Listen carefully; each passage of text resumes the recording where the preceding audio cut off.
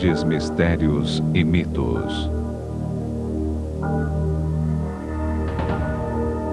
As histórias que agora o mundo pode conhecer.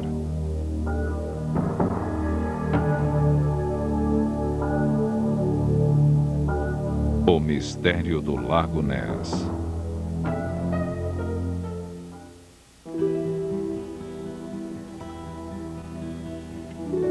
Silencioso e soturno, formado por geleiras há milhares de anos, o Lago Ness é o maior lago de água doce da Grã-Bretanha. Ele tem 37 quilômetros de comprimento, 1.600 metros de largura e, em alguns pontos, mais de 300 metros de profundidade. O lago fica entre Fort Augustus e Inverness, no extremo norte de Great Glen, na Escócia. A falha geológica que atravessa as terras altas esculpiu aqui um cenário de grandeza.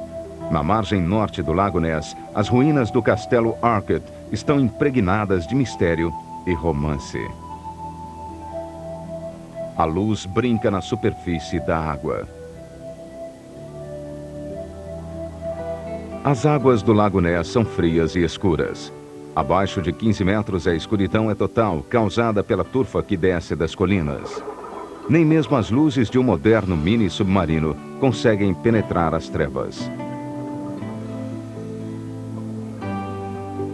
Talvez esse seja o habitat perfeito para uma criatura antiga e solitária. Conta-se que na Idade Média, duendes e seres aquáticos assombravam o lago. Diz a lenda que no século VI, São Columba enfrentou e derrotou aqui uma besta monstruosa.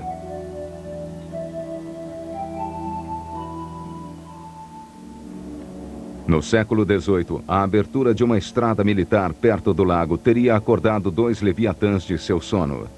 No século XIX, há relatos de encontros com seres descritos como salamandras gigantes. A maioria dos habitantes locais convenceu-se de que havia algo estranho no Lago Ness. 2 estradas passam ao longo das margens do lago. Ao sul, há a estrada militar do General Wade, construída no século XVIII.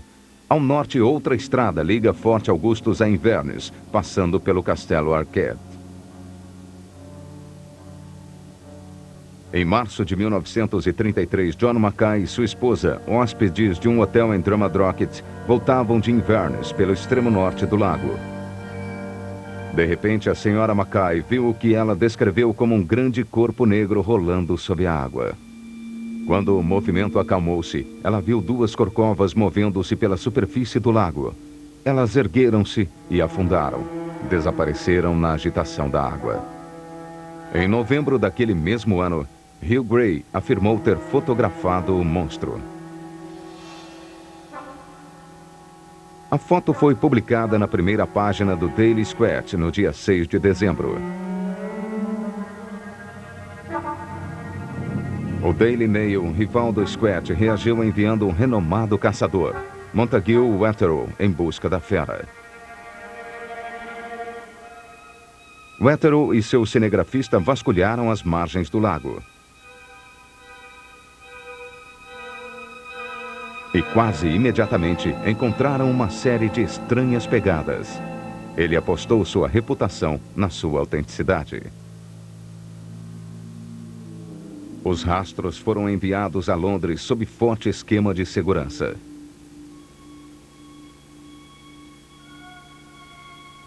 O Daily Mail atiçou ainda mais a imaginação do público com o monstro do Lago Ness, agora apelidado de Nessie. No entanto, um exame mais cuidadoso revelou que as misteriosas pegadas foram feitas por uma pata de hipopótamo empalhada. Isso liquidou o grande caçador.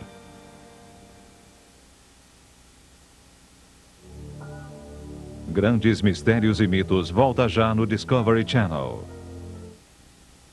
Fotografia incrível. Imagens dramáticas e chocantes. As vidas de criaturas grandes e pequenas são capturadas em detalhes claros e precisos, criando uma perspectiva inteiramente nova. Está de volta no Discovery Channel. Na primavera de 1934, foi publicada uma nova foto tirada pelo ginecologista Robert Kennedy Wilson. Chamada de foto do cirurgião, ela apareceu no Daily Mail no dia 21 de abril. Essa tornou-se a imagem clássica do monstro. Wilson, por sua vez, nunca disse ter fotografado o monstro, apenas um objeto movendo-se no lago. Os cientistas não se impressionaram, mas muitas pessoas passaram a acreditar no guarda-rios Alex Campbell, que afirmou ter visto Nessie várias vezes. Há vários anos, levei um policial no meu barco. Havia muito roubo de ovelhas na época e a polícia trabalhava em conjunto com o nosso departamento. Saí com o guarda John Fraser, um dos homens mais corretos que eu já conheci, e estávamos remando tranquilamente através do lago em direção a uma criação de ovelhas. A cerca de meio caminho, ouvimos a água agitando-se. Lembre-se que passava da meia-noite, era escuro, e o guarda Fraser ficou completamente abalado. Céus, ele disse, o que é isso? Eu respondi, não se preocupe, está tudo bem. É a criatura. Bem, nós conseguimos ouvi-la respirar, assim. Esse foi o som da respiração. Foi impressionante. E ele foi ficando cada vez mais fraco até que desapareceu. Quer dizer, submergiu. Nós ouvimos o som e tudo ficou calmo e lindo. Por volta dessa mesma época, Richard Cindy também viu algo estranho. Mas o formato é muito diferente. Conte-nos alguma coisa. Bem, foi em agosto de 1934. Meus pais, minhas irmãs e eu estávamos em Forte Augustus, no hotel. Eu estava me barbeando e olhando para o lago numa manhã muito bonita. Quando não venta, o lago parece um espelho. E havia uma córcova negra lá. Pelo menos era o que parecia ser. Cerca de 1 metro de comprimento e uns 30 centímetros acima da água. Estava a uma distância de uns 400 metros. Bem, eu chamei os outros e enquanto estávamos olhando, de repente a córcova começou a se mover na direção norte, a uns 24 quilômetros por hora. Calculamos porque nós a acompanhamos com o carro e a seguimos por uns 3 quilômetros pela margem do lago. Cindy apontou outras testemunhas. Havia alguns operários perto da ponte em Forte Augustus e nós mostramos a eles. E eles não deram muita importância, disseram apenas, é um monstro. Como uma coisa corriqueira. Isso foi o que pareceu. Surgiram muitas teorias sobre o monstro, e os relatos tinham semelhanças, influenciados talvez pela foto do cirurgião. O pescoço fino, a cabeça achatada de serpente, corcovas e a pele áspera de um elefante. Essas características se repetiam quanto ao monstro mais amado pelo público e pela mídia.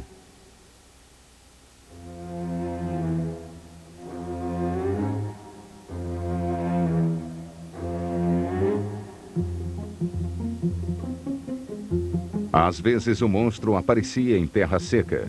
O casal Spacers de Londres relatou que numa tarde quente de julho de 1933 seguia pela velha estrada militar.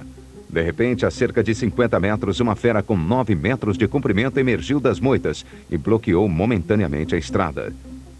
Segundo o Sr. Spacer, foi uma visão repugnante.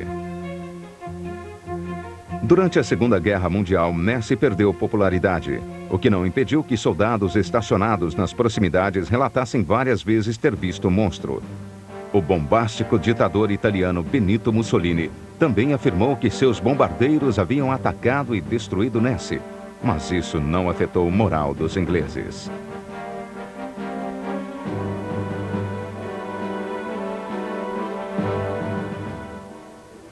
Nos anos 50, um novo surto de fotos e encontros com o monstro reacenderam o interesse popular. Em julho de 1955, no castelo de Arcot, Peter McNabb, banqueiro de Ayrshire, fotografou o que parecia ser uma enorme criatura negra atravessando a superfície do lago. Em 1958, a BBC montou sua própria caçada ao monstro, no mesmo local.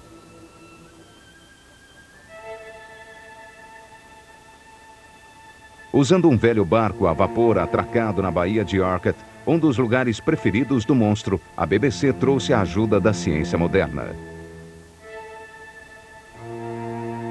Uma sonda acústica vasculhou a área sob o navio. No convés, o esfuziante apresentador Raymond Baxter liderava um grupo de homens rã usando luzes e câmeras submarinas.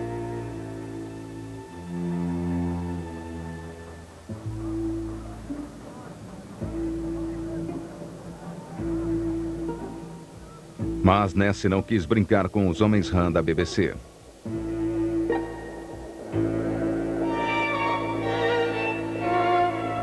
Foi Lachlan Stewart, um morador local, quem fotografou novamente o monstro. Conte como foi. Naquela manhã acordei às 6h30, como sempre, para virar o carvão. Quando olhei pela janela, pensei à primeira vista que era um barco. Então saí na direção contrária do Castelo Arquette.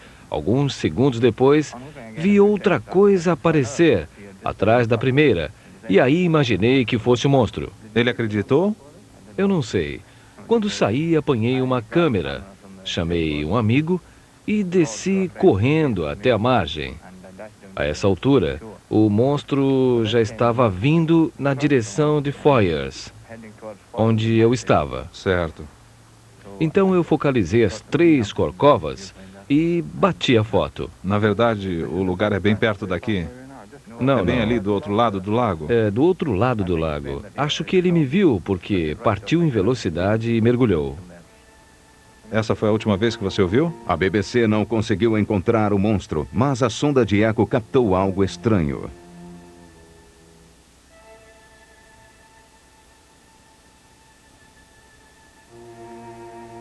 Falando às câmeras da BBC, Baxter contou como a sonda de eco, desenvolvida para localizar cardumes de peixes, era capaz de detectar objetos pequenos. E enquanto o barco manobrava, a sonda apanhou um sinal muito claro e forte.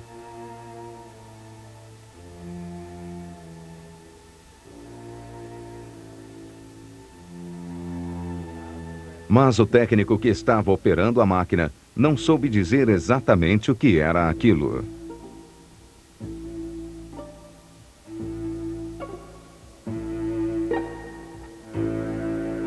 O contato foi registrado quando o barco da BBC dirigia-se da parte funda para a parte rasa do lago. O sinal foi muito mais forte do que os peixes daqui registrariam. E, bem, na verdade, não quero saber o que é. Ele estava submergindo quando o barco se aproximou. Uma explicação científica para o fenômeno do Lago Ness seria uma população de plesiosauros que habitaria o local. Presume-se que essa espécie de dinossauro marinho tenha se extinguido há 65 milhões de anos. Teriam alguns sobrevivido no lago após a era glacial?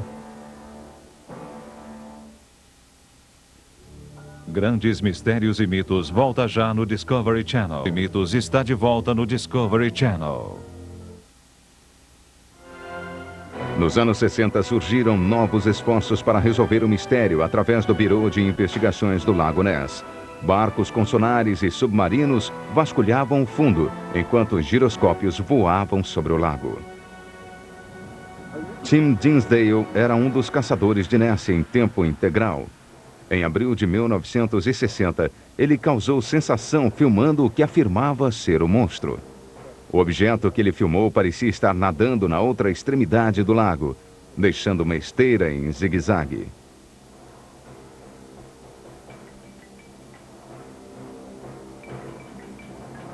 Para Dinsdale, apenas parte da criatura aparecia na superfície. Se o monstro é parecido com um plesiosauro, sua aparência dependia do ponto de vista da testemunha e do comportamento da criatura na água. O que Tim Dinsdale viu tinha a forma de um barco emborcado distanciando-se dele em direção ao extremo norte do lago.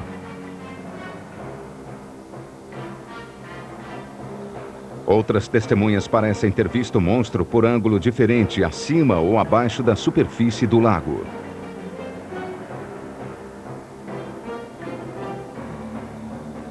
Comparando-se a centenas de encontros com Nessie, as imagens indicam a forma do plesiosauro que muitos caçadores do monstro defendem.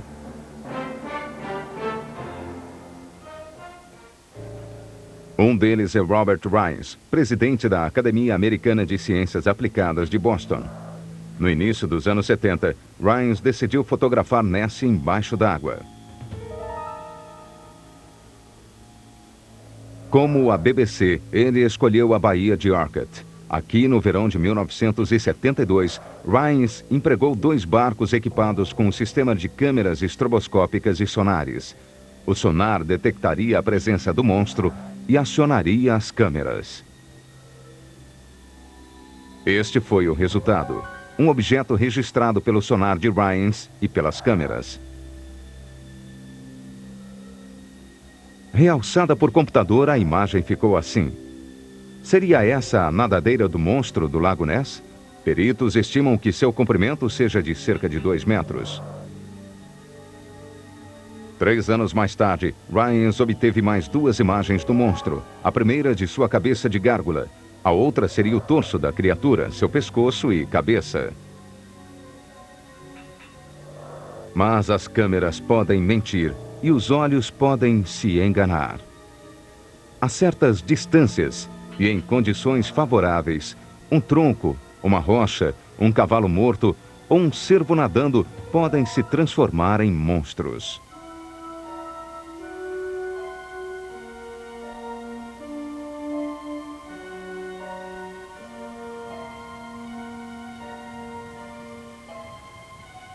Nessie ou mergulhadores. A cerca de 1.600 metros de distância, uma pequena lancha nas águas do lago pode criar o rastro de um monstro. Em águas calmas, o rastro de um barco é formado por várias ondulações em ângulo com a esteira. Elas podem parecer uma série de corcovas na superfície. A esteira de um barco a vapor pode ser uma armadilha para o observador desavisado. Os céticos dizem que muitos dos relatos sobre a criatura podem ser atribuídos às ondulações da superfície. Fenômenos naturais podem explicar algumas das famosas fotografias de Nessie. Afirma-se que a foto de Hugh Gray, a primeira, era de fato um cão labrador rolando nas águas rasas.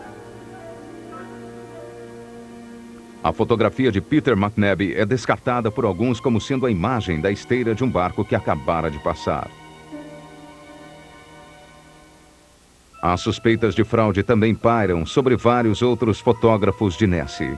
Frank Seur, um verdureiro de Londres que virou caçador do monstro, afirmou nos anos 70 que capturou 8 vezes com câmera sua imagem de plesiosauro.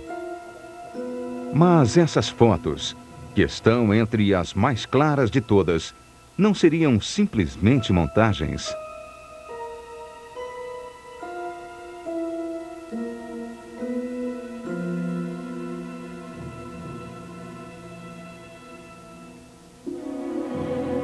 E quanto à foto do cirurgião? Robert Kenneth Wilson sempre disse que não acreditava em Nessie. Em 1994, revelou-se que sua foto era falsa. Um de seus colaboradores na brincadeira, Christopher Sperling, disse que Nessie foi feita de madeira e plástico e montada num submarino de brinquedo. Parece que Wilson foi surpreendido por um guarda-rios após bater as fotos. As provas foram rapidamente escondidas e agora estão em algum lugar no fundo do lago. Estranhamente, Christopher Sperling era parente do caçador Montague Wetherell. As filmagens provocaram mais perguntas do que respostas. O filme de Tim Dinsdale foi analisado por peritos da RAF e eles concluíram que tratava-se de um objeto animado. Outros acreditam que era uma pequena lancha.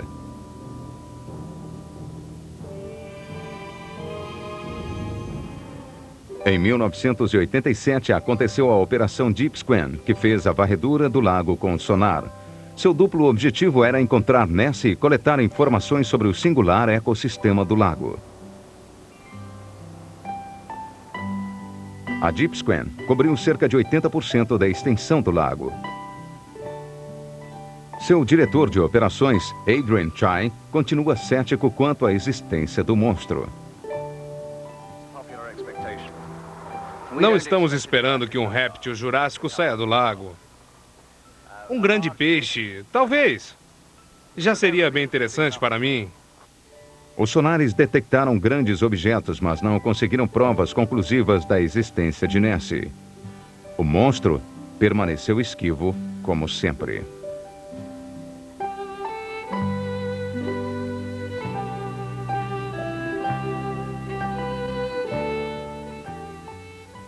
Durante a Operação Deep Square, uma câmera aquática colocada no mesmo local lançou sérias dúvidas sobre as fotos tiradas por Robert Rhines em 1975. Naquele ponto, a água era mais rasa do que Rhines afirmara, e havia outra coisa entre as enguias.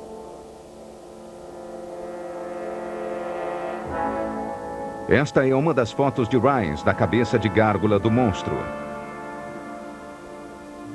E aqui, no mesmo lugar, havia um tronco de árvore apodrecendo que tinha uma semelhança notável com a cabeça de gárgula. Mas o monstro continuou aparecendo.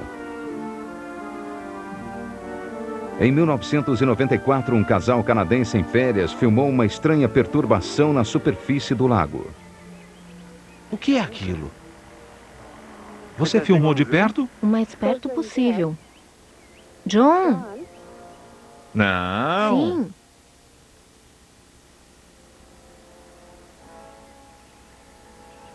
Olha a velocidade da água.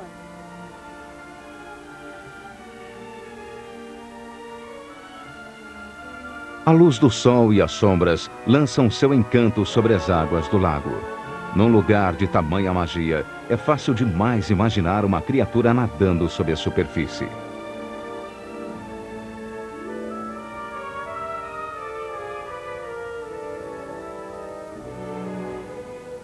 Mas, mesmo assim, o Lago Ness mantém os seus segredos. E ainda atrai os caçadores do monstro.